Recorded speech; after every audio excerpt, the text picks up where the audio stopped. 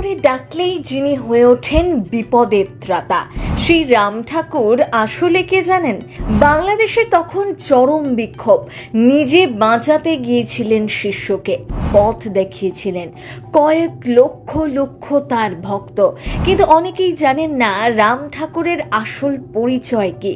তার বাবা ছিলেন বিখ্যাত মানুষ, এক গুরুদেব তাকে হারিয়ে নিয়ে গিয়েছিলেন কোনো এক স্বপ্নের দেশে। তারপর থেকেই অন্য দুনিয়ায় যেন বিরাজ করতেন।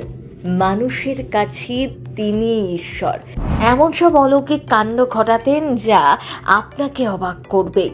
আপনার ঠাকুরের আসনেও কি রাম ঠাকুর বিরাজমান?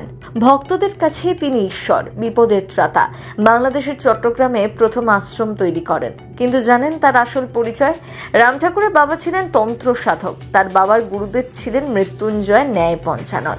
মাত্র 8 বছর বয়সে রাম ঠাকুর তার বাবাকে হারান। ছোটবেলা থেকেই শ্রী শ্রী রাম ঠাকুর ছিলেন প্রখর স্মৃতিশক্তির অধিকারী। শৈশবে গ্রামের পাঠশালায় বাংলা শেখার মাধ্যমে তার শিক্ষা গ্রহণ শুরু হয়। তবে শিক্ষা জীবন বেশি দূর এগোয়নি। ছোট বয়সেই তিনি রামায়ণ, মহাভারত এবং পুরাণ চর্চায় বেশি আগ্রহ। সবসময় একা থাকতে পছন্দ করতেন। কালী পুজো, হরি পুজো ছোট থেকেই ভীষণ পছন্দের। আর 5টা শিশু থেকেই যেন ভীষণ আলাদা। ছোটবেলা থেকেই ঠাকুরের প্রধান আকর্ষণ ছিলেন বাবা গুরুদেব শ্রী মৃত্যুঞ্জয় ন্যায় পঞ্চানন। তিনি যেন জীবনটাকে পাল্টে দিলেন। এমন কি করেছিলেন? বাবা চলে যাওয়ার কয়েকদিনের ব্যবধানে তার বাবা গুরুদেবও চলে যান। এরপর এক অক্ষয় তৃতীয়ার তিথিতে রাম ঠাকুরের বাবা গুরুদেব তাকে স্বপ্নে দীক্ষা দেন। গ্রামে পাঠশালায় শিক্ষালাভ করা রাম ঠাকুর এরপর 1872 খ্রিস্টাব্দে গৃহত্যাগী হন। কামাখ্যায় সাধনার সময় তিনি এক যোগী পুরুষের সাহচর্য লাভ করেন। এরপর কখনো হিমালয়ের কোলে বিভিন্ন জায়গায় সাধনা করেছেন।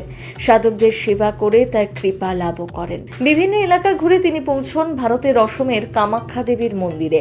সেখানে তার স্বপ্নে আসা সিদ্ধ মন্ত্র দেওয়া সেই জটাধারী দীর্ঘাঙ্গে এক জ্যোতির্ময় মহাপুরুষকে দেখতে পান। তাকেই তিনি গুরু হিসেবে বরণ করে নেন। শ্রী রাম ঠাকুরের জীবন কথা বইয়ে গুরুদেবকে অনঙ্গদেব বলে পরিচয় দেওয়া হয়েছে। উচ্চ বংশে ব্রাহ্মণ পরিবারের হয়েও ফেনী শহরে থাকাকালীন নানা জাতের মানুষকে নিজের হাতে রান্না করে খাওয়াতেন। তখনকার বর্ণ প্রথাকে বিশ্বাস করতেন না। তার জীবনের অর্ধেক সময় লোকচক্ষুর আড়ালে গভীর যোগ সাধনায় মগ্ন ছিলেন। রাম ঠাকুর সব ধর্মকে সমানভাবে সম্মান করতেন। মানুষের কল্যাণকে প্রধান ধর্ম হিসাবে প্রচার করতেন। বিশ্বাস করতেন ঈশ্বর প্রাপ্তি কেবল মন্দির, মসজিদ, গির্জা বা মঠে নয়, বরং মানব সেবার মধ্য দিয়েই সম্ভব। প্রথম বাংলা ব্যুরো।